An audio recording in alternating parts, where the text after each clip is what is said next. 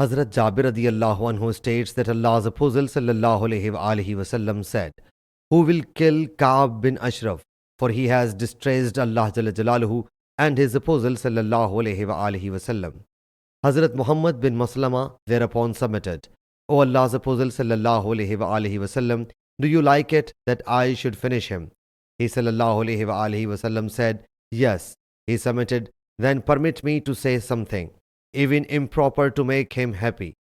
He sallallahu alayhi wasallam said, "You can say." So he went to Ka'ab bin Ashraf and conversed with him and then said, "This man, Allah's Apostle sallallahu alayhi wasallam, demanded alms from us, and he has put us in trouble." When Ka'ab heard it, he said, "By Allah Jalla Jalaluhu, you will get into still more trouble." Hazrat Muhammad bin Maslama radiyallahu anhu said, "We have followed him.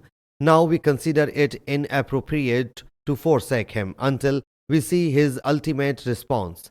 Hazrat Muhammad bin Maslama radiyallahu anhu further said, "I wish that you may give us some loan." Ka'b said, "What will you pawn to me?" Hazrat Muhammad bin Maslama radiyallahu anhu said, "Whatever you wish." Ka'b bin Ashraf said, "You should mortgage your women."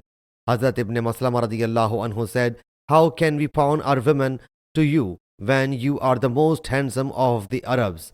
Ka'b said, "Then mortgage your kids."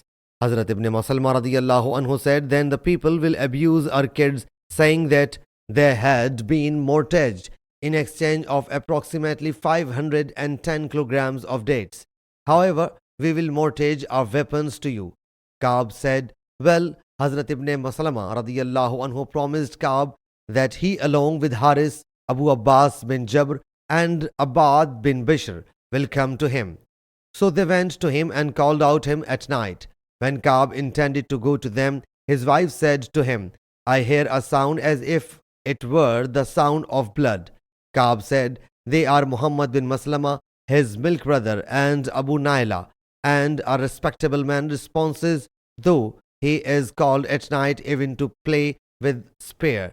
On the other hand, Hazrat Muhammad bin Maslama radiyallahu anhu had told his companions, "When Ka'b will come, I will stretch my hand to his head, and when I will hold him tight, you should attack him." When Ka'b descended, he had covered his head with a shadow. They said, "You are diffusing sweet fragrance." He said, "Yes, I have so and so woman who is the comeliest of the Arab women." Hazrat ibn Maslama radiyallahu anhu said, "Will you permit me to smell this fragrance?" Ka'b said, "Yes, you can smell it." Hazrat ibn Maslama radiyallahu anhu smelled his head and then said, "Will you allow me to smell it again?" He then seized his head firmly and asked his companions to get at him. So they did away with him. Sahih Muslim Hadees number 4640.